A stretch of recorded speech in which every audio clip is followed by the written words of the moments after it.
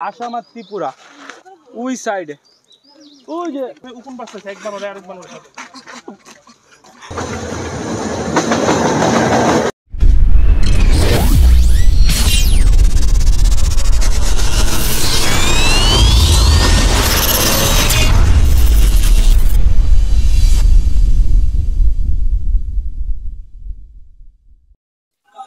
Assalamualaikum guys, hope you all are so fine. I'm Mr. Alhamdulillah, I'm Faisal and welcome to my vlog 2. কোথায় হতে যাচ্ছে? আমি আমার Instagram স্টোরিতে আগে আপনাদেরকে বলেছিলাম যে vlog 2 করব। So guys, vlog 2 হতে যাচ্ছে আপনাদের সকলের প্রিয় জায়গা সিলেটে। You left a scar. I fall into your lies all again. Where'd you go?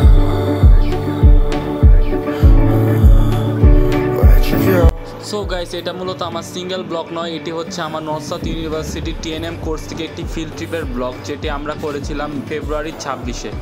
এই কোর্সে আমার সকল ফ্রেন্ড, বেচমেট, সিনিয়র এবং স্যার মিলে আমরা সিলেটে গিয়েছিলাম বিভিন্ন ডেস্টিনেশনে। প্রাকৃতিক সৌন্দর্য উপভোগ করতে করতে আমরা বাসের মধ্যেই সকলে ব্রেকফাস্টটি শেষ করি। দেন আমরা গান বাজনা আনন্দের সাথে আগাতে থাকি আমাদের গন্তব্যস্থলে। মাঝপথে আমরা ভৈরবে চায়ের বিরতি নেই। ভৈরবে চায়ের বিরতি নেওয়ার সময় সকলে এখানে দাঁড়িয়ে চা খেয়ে ভিডিও ছবি তুলে নিজেদের সময় কাটাচ্ছিল। দেন আবার শুরু হয় আমাদের জার্নি। এখন আমরা যাচ্ছি ডাইরেক্ট সিলেটে। যাওয়ার পথে আমরা প্রথমেই থামলাম হচ্ছে মৌলভীবাজারে। দেন চায়ের দেশে স্বাগতম একটি ভাস্কর্যে নিজেদের গ্রুপ ছবি ভিডিও করি। তারপরে আমরা এই জায়গাটা ভালো মতোই ঘুরলাম। ঘোরার পরে আমি আমার নিজের সেলফ ক্যামেরা অন করলাম এবং আপনাকে দাঁড়ান আমি দেখাচ্ছি। এই দেখেন পুরা রাউন্ড দিয়ে দেখাচ্ছি কেমন হচ্ছে।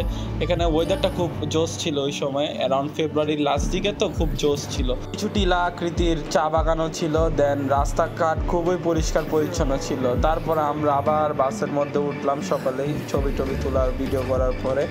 দেন আবার শুরু হচ্ছে আমাদের জার্নি। এখন আমরা যাচ্ছি হচ্ছে লাউয়াছড়া উদ্যান, যেটি একটি ফেমাস প্লেস। এটি মূলত কমলগঞ্জ মৌলভীবাজারে। আমরা এখান থেকে সকলেই টিকিট কাটলাম। দেন টিকিট কাটার পরে আমরা লাউয়াছড়াতে এন্ট্রি করলাম। এন্ট্রি করার পরে আমরা ঘোরাঘুরি করছিলাম এবং আশেপাশে মূলত একটা প্রাকৃতিক স্থান তো তা দেখছিলাম। দেন এখানে আমরা সকলেই সার্কেল হলাম। স্যার আমাদেরকে নির্দেশনা দিচ্ছিল যে কোন জায়গায় যাওয়া উচিত। সো আমরা আবার হাঁটা শুরু করলাম। দেন হাঁটতে হাঁটতে এত বড় বড় গাছ আপনারা দেখেন, কত সুন্দর পরিবেশ, বাতাস। আমি জ্যাকেটটা খুলে হাঁটছিলাম কারণ ওয়েদারটা খুব মানে ওয়েদারটা খুব আরামদায়ক ছিল বলতে গেলে। এই যে এখানে দেখেন বানরগুলা, এই বানরগুলা দেখে আমি আমার অনেক ফ্রেন্ড সার্কেলের কথা মনে গেছে যারা এখানেই আছে। এর মূলত এই যে একজন ক্যাপ পরা ওয়াসেক, সেও এরকম বানরের মতো। আসলে বানর জাতি বললেও বানর জাতি ইনসাল্ট হবে, কারণ সে বানর থেকে অনেক অধম। তারপরে আমরা হাঁটতে হাঁটতে দেখছিলাম এই পরিবেশগুলো, খুবই ঠান্ডা ও নিরিবিলি পরিবেশ। এখানে একটি মসজিদ রয়েছে, মসজিদটি খুবই পরিষ্কার পরিচ্ছন্ন, যেখানে মানুষজন এসে নামাজ পড়ছিল। তারপরে এখানে একটি রেলওয়ে রয়েছে, রেলওয়েটি খুবই সুন্দর। রেলওয়েটি ভালোই লেগেছে, এখান দিয়ে ট্রেন আসা যাওয়া করে। সো রুজো ভাই, হ্যাঁ আমরা আসছি, কেমন লাগতেছে আপনার এত সুন্দর একটা ন্যাচারাল প্লেস? আসলে যদি তুমি এভাবে শুরু করতে ফায়াজ যেভাবে শিখে দিয়েছিলাম তাহলে ভালো হতো। কিভাবে বলো তো, শুরু করো আরেকবার। 3, 2, 1। হ্যাঁ ভাইয়া, এত সুন্দর একটা ন্যাচারাল প্লেস, মানে নেচারের মাঝে মধ্যে আমাদের সবারই আসা উচিত। এবং থ্যাঙ্কস আমাদের ফ্যাকাল্টিকে, যিনি এরকম একটা ব্যবস্থা আর কি করে দিয়েছেন আমাকে, আমাদের সবাইকে, অ্যাকচুয়ালি শুধু আমাকে না বা আমার জন্য না। এবং আমার মনে হয় ফায়াজ অনেক এক্সাইটেড জানি। ফায়াজ বাদ বাকি তুমি বলে দাও সবাইকে। মানে গাইস বলতে গেলে এত সুন্দর একটা ন্যাচারাল প্লেস এবং মানে কি আর বলবো, মানে স্পিচলেস আমি। শেষ কল্লাক আমার প্রাণপ্রিয়, সো গাইস আমার প্রাণপ্রিয় ভাই ফয়সাল হোসেন ভাই, যার সাথে আমি ট্রিপে আসছি, ওনার সাথে কোর্সটা আমি নিছিলাম। খুব ভালো লাগতেছে যে এত সুন্দর একটা কোর্স ফর কামিং আসছো, খুশি হইছি। এন্ড অবভিয়াসলি ভাবে নেক্সট ব্লগ টুডে আসবা ইনশাআল্লাহ। আপনারা দেখতেই পাচ্ছেন যে রেলওয়ে দিয়ে ট্রেনটি যাওয়ার ক্ষতিকর, ভালোই লাগছে ট্রেনটি দেখে, সকলে ভিডিও করছিল। তারপরে এই রেলওয়ের উপর দিয়ে স্যার আমাদেরকে বোঝাচ্ছিল যে পরে কিভাবে মানুষের ইন্টারভিউ নিতে হবে, পরবর্তী ধাপে ইন্টারভিউটি। দেন স্যারের বোঝানোর পরে আমরা আবার শুরু করলাম আমাদের হাঁটা। এই হাঁটার মাঝখানে আশেপাশে ডানে বামে সব জায়গায় খালি ক্যামেরা আর ক্যামেরা, ক্যামেরার মাঝখানে আমি বন্দি। তারপরে বাসচারের মধ্যে গেলাম, সবাই বাসচারটি দেখলাম, বাসচারটি খুবই প্রিটি। এখানে নিচে আমরা দাঁড়িয়ে রয়েছিলাম। দেন এটা হচ্ছে ওইখানে বসবাসকারী মানুষের ঘর। এখানে যারা বসবাস করে তাদের জীবনযাত্রা খুবই সহজ সরল। দেন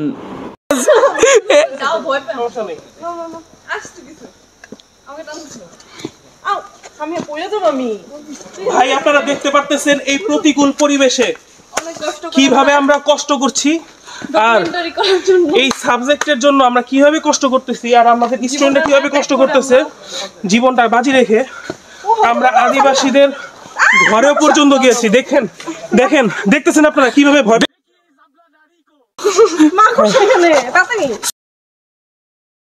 আমাদের খুবই আরো অনেক জায়গায় যেতে হবে। সো নেক্সট আরেক জায়গায় আমরা দেখতে পাচ্ছি আমরা লাউয়াছড়িতে যে কতগুলো বানর আমরা দেখতে পাচ্ছি হালকা একটু হিংস্র আর রাগী মনে হচ্ছে। তো আমরা এর থেকে একটু দূরে থাকি। দেখেন কিভাবে উকুন পাচ্ছে এক বানরে আরেক বানরে অ্যাটাক করবে। এটা মেল, এটা হলো ফিমেল। ও মাই গড, চলো চলে যাই। ও সাদ ভাই, হ্যাঁ কেমন লাগতেছে এত সুন্দর পরিবেশ ব্লগ? ভাই আসছি তো অনেক আগেই, মানে ব্লগটা একটু আগেও করা উচিত ছিল। সো এখন আমরা টায়ার্ড হয়ে গেছি প্রায়। আমরা এখন রোডটা সেই না? হ্যাঁ মনে হইতাছে খুবই সুন্দর। একটু উপর থেকে দেখাও, খুবই লম্বা রোড। আর এখন শুলেস বাড়তেছে, ওর কাণ্ডজ্ঞান খুবই কম। আমি আইসা বসছি দেরি হইতেছে, স্যার ডাকতেছে, ওরা এখানেই থাকবে। এতই ভালো লাগছে আসলে। ফার্স্ট টাইম আসলে আমি বলি আসলে ফার্স্ট টাইম সিলেট আসছে তো, সিলেট ফার্স্ট টাইম আসলে যা হয় আর কি। হ্যাঁ আরো কিছু। এখন আমরা দুপুরে লাঞ্চটা করতে যাব ইনশাআল্লাহ। মিস্টার সাদ অফিশিয়ালে আপনারা সাবস্ক্রাইব এন্ড না অনলি ভেজিটেরিয়ান। হ্যাঁ সবই আছে ভাই। তো লাউয়াছড়ার যাত্রা এখানেই শেষ। এখন যাচ্ছি নতুন ডেস্টিনেশনে। সো লাউয়াছড়া জার্নি শেষ করে আমরা আবার বাসে উঠে যাচ্ছিলাম এবং গাইস আপনারা দেখতেই পাচ্ছেন যে রোড কতটা জোস, কতটা মানে সুন্দর ওয়েদার, আকাশটা দেখতে পারতেছেন। এখন আমরা যাচ্ছি যে আমাদের মেন ডেস্টিনেশন মধুপুর চা বাগানে, যেখানে আমাদের কোর্সের মেন কাজটা রয়েছে। এই কাজের জন্য যেখানে আমরা আসছিলাম ওই কাজটা এখানে করব। দেন আমরা হাঁটছি চলে যাচ্ছি এবং দেখেন এখানে শুধু চা বাগান আর চা বাগান। আপনারা যদি সরাসরি না আসেন তাহলে বুঝতে পারবেন না এই জায়গা সম্পর্কে। সো আপনারা সিলেট আসলে মাস্ট বি এই জায়গার মধ্যে একবার না একবার এসে ঘুরে যাবেন। তো গাইস আমরা আছি এখন মধুপুর চা বাগানে সাদ ভাইয়ের সাথে। সাদ ভাই বলো চা বাগান সম্পর্কে, চা সম্পর্কে দুটা লাইন বলো।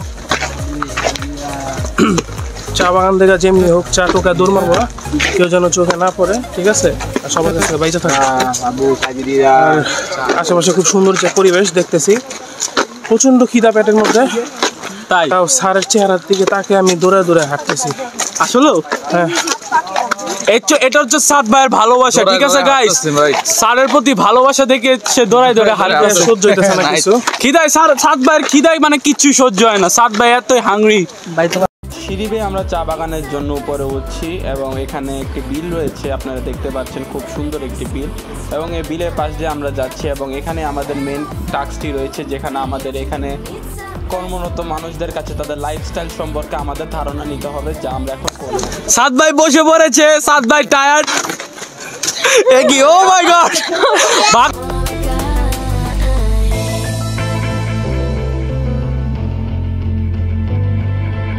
It's been a while since I ran into you on the street. I wonder if you moved. Hope everything is going amazing for you. So guys তারা এখানে কর্মজীবী মানুষ যাদের কাছ থেকে আমি এখন ইন্টারভিউ নিব। সো গাইস লেটস গো, তাদের কাছ থেকে ইন্টারভিউ নেওয়া যাক। আপনারা যেখানে কাজ করেন, আপনারা এখানে সপ্তাহে কয়দিন কাজ করেন আর আপনাদের ছুটি কতদিন? একদিন ছুটি, 6 দিন কাজ করি। আপনারা দিনে কোনো বিশ্রাম পান কিনা? লাঞ্চে খাবার সময় বিশ্রাম নেই। ও দুপুরে খাবারের সময় বিশ্রাম নেন। আচ্ছা আপনার পরিবারের সদস্য কয়জন? 6 জন। 6 জন সদস্য। আপনার ছেলে মেয়ে বাসাতেই থাকে, স্বামীও বাসাতে থাকে। ও আচ্ছা।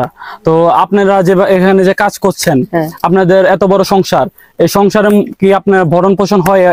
মানে অর্থ দিয়ে ভরণ পোষণ হয়? না, হয় না। না।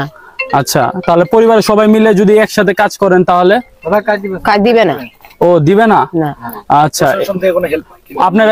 আপনারা প্রশাসন থেকে কোনো সাহায্য পান কিনা? না। প্রশাসন থেকেও পান না? ও আচ্ছা। আচ্ছা, আপনাদের রোজ ইনকাম কত? এখান থেকে কত টাকা আপনাদের আয় হয় রোজ এখান থেকে? 170 টাকা। শুধু 170 টাকা? হ্যাঁ। আচ্ছা, প্রশাসন থেকে আপনারা কি রকম মানে সুযোগ সুবিধা পেলে আপনাদের উপকৃত হবেন আপনারা বলেন? আমরা চাইছি যে আমাদের টাকাটা কমায় আমাদের যদি চাল ডালের দামটা কমে থাকলে আমরা সুখে খাবো।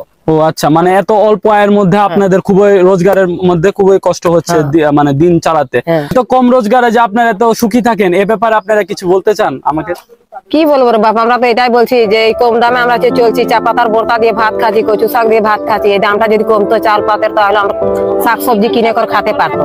খেয়ে যায়, আপনারা তো অনেকে সুখে আছেন, মাছ খাইতেছেন, খাইতেছেন, আমরা এগুলো সব পাই না, কি করবো? আমরা বাঁচাইয়া রাখছি, আপনারা কোন আল্লাহ আমরা কোন করেন, বুঝতে পারছি। আপনারা বাঁচাইয়া রাখছি। ও আচ্ছা আচ্ছা, এর জন্য আপনাদের মূল্যবান সময় দেওয়ার জন্য ধন্যবাদ। সাদ ভাই পাহাড়ের উপর উঠতেছি। সাদ ভাই ভাই এই যে চা বাগানে উঠতেছি। সো গাইস, আপনারা দেখেছেন তো কত অল্পে সন্তুষ্ট তারা, কতটাই সহজ সরল এদের জীবনী, যা আপনারা এই ভিডিওর মাধ্যমে দেখছেন। সাদ ভাই এই যে খাবেন লেবুর শরবত? আবার বলো তো, খাবেন লেবুর শরবত? খাবেন? খাইলে খান অনলি, মানে শুধু কত? ওয়াও, পাহাড়টা দেখেন, সত্যি খুবই সুন্দর। এটা ওই সবটা ইন্ডিয়ার পাহাড় না? ওই যে টাওয়ার দেখা যায় ঘর বাড়ি, এটা হইলো বাংলাদেশ। ও এইদিকে তো হলো ইন্ডিয়া সীমানা। গাইস, বাংলাদেশে ওই পার আমি দেখাচ্ছি আপনাদেরকে, ওটা হচ্ছে আসাম আর ত্রিপুরা, ওই সাইডে ওই যে লাইক কুয়াশার মতো দেখা যাচ্ছে। আর এটা এখানে লেবুর পানি হইতেছে, আর এখানে লেবুর পানি হচ্ছে। তোমার নাম কি? কি? সৌরভ দাস। নাম কি? জয়। পরে কি অবস্থা তোমাদের, কেমন যাইতেছে দিনকাল বলো? কেমন যাইতেছে দিনকাল বলো? লজ্জা পাইতেছো কেন বলো?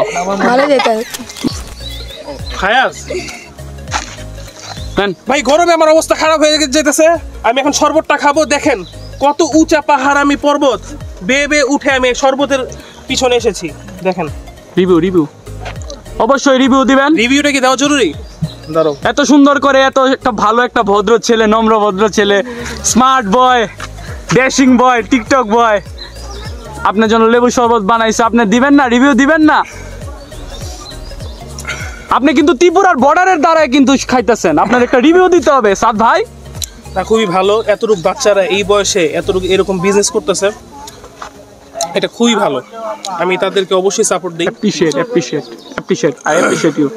হ্যাঁ, অ্যাপ্রিশিয়েট করি তাদেরকে, অ্যাপ্রিশিয়েট করি, তাদেরকে আমি অ্যাপ্রিশিয়েট করি। আর ভাই প্রচন্ড টায়ার্ড তো, আমার মুখ দিয়ে কথা বেরোতেছে না, আপাতত আমি শরবতটার জন্য এমে আছি এখানে। সো গাইস, রুদ্র ভাইয়ের সাথে এখন আরেকটা পাহাড়ে উঠছি, সেকেন্ড পাহাড়ে। রুদ্র ভাই পুরাই জোশ, মানে পুরা আগুন। আমার ছোট ভাই কম আগুন না, এই নতুন একটা জিনিস আজকে শিখছে, আপনাদের সবার সাথে শেয়ার করতে চাই। একটু আগে সে শিখছে, লাইনটা ছিল কল্লা কল্লা কল্লা। ও আমরা যে ওই পাশে দেখতে পাচ্ছি স্যার আর আমরা সবাই, সব স্টুডেন্টরা মিলে একসাথে এনএসইউর গ্রুপ পাহাড় থেকে নামতেছি। খুবই সুন্দর একটা পরিবেশ, আপনারা দেখতে পাচ্ছেন দূর দূরান্ত থেকে। ডান পাশে লেক, লেক দেখাও, এইখান থেকে পুরো ওই পর্যন্ত পাহাড় পর্বত আর লেকের পানি এত সুন্দর। ঠিক আছে, আই হাই বাসেক ভাই খুব কেয়ারফুল বলছে, তুমি কি ভয় পাচ্ছ? এই দেখেন গাইস কিভাবে নিয়ে যাচ্ছে, দেখেন কত সুন্দর, কত ভালোবাসা, কত মহব্বত, মানে সহপাঠীদের প্রতি, মানে মানুষের জন্য এত ভালোবাসা কিভাবে দেয় গাইস। দেখুন গাইস, এটা কিন্তু ইন্ট্রো হবে, মানুষ যে মানুষের জন্য। আমরা প্রতিকূল পরিবেশে কিভাবে, সাদ ভাই আসতে, ও পুরো যেও না কেউ, এই ওদিক থেকে পড়বা, এই সাইডে আসো। পড়ে গেলে পরে যে সিলেক্ট পরে আলাদা 22,000 টাকা দিয়ে অ্যাম্বুলেন্স ভাড়া করতে হবে। Oh my god, look at this lake. যে ওই নিচে ওখানে রেখে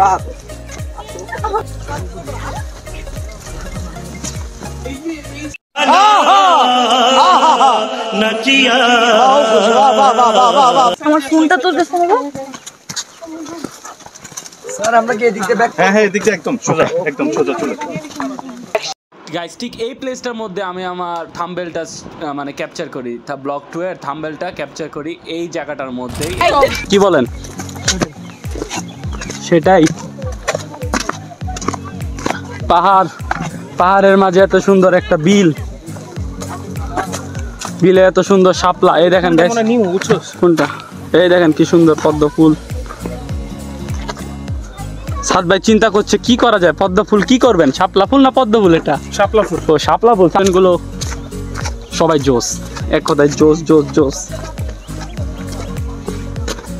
তাছাড়াও আর কি বলার, যা বলতেছি তা তো ব্লগে দেখতেছেনি, কিছু বলার মতো নাই। Just feel this beauty. আমার ব্লগ 2 নম্বর ব্লকে আপনারা সাপোর্ট করবেন।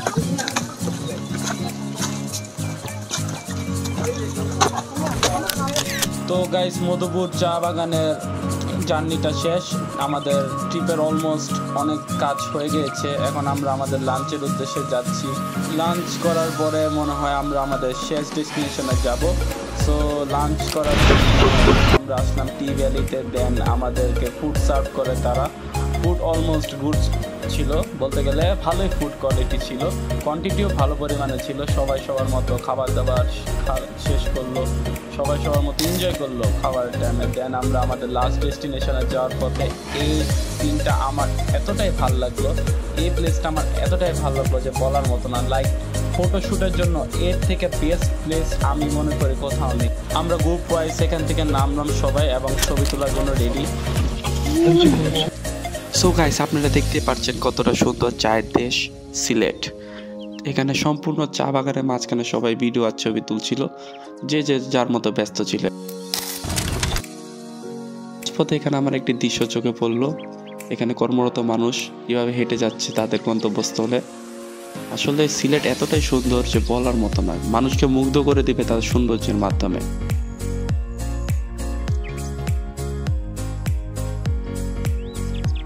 চায়ের দেশ নাম শুনলেই মাথার মধ্যে খেয়াল আসে সিলেটের, তাই এই ভিডিওর মাধ্যমে আমরা সম্পূর্ণভাবে দেখতে পাচ্ছি সিলেট এতটাই সুন্দর।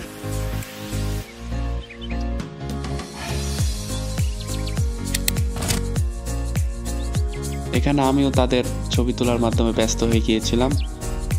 দূর থেকে আমার এই ভিডিওটা নেওয়া হয়েছিল।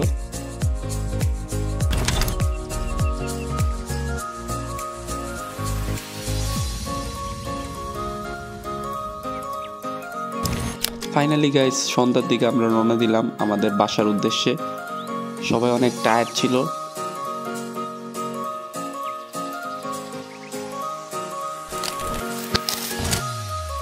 এত ক্লান্তির মাঝখান দিয়ে আমরা যাচ্ছিলাম ঢাকাতে।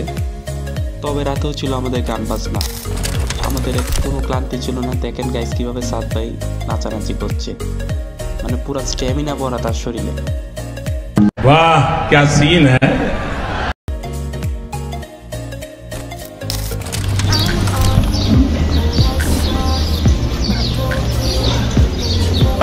গাইস আপনারা দেখতে পারলেন কতটা সুন্দর হয়েছে আমার সিলেট ব্লগটা, আপনারা কমেন্টের মাধ্যমে জানাই দিবেন। আর এখনো যারা আপনারা আমার ইনস্টাগ্রামে ফলো করেননি, গিয়ে ইনস্টাগ্রামে গিয়ে ফলো করে আসেন, সিলেট ব্লগটি দেখবেন, কমেন্ট করবেন এবং জানাবেন যে পরবর্তীতে কোথায় ব্লগ করা যায় আপনার জেলাতে বা কোনো স্থানে। ভিডিও পছন্দ হলে একটা লাইক করে দিও, চ্যানেল নতুন থাকলে সাবস্ক্রাইব করে দিও। দেখা হবে নতুন এক ব্লগে। Thanks for watching, by.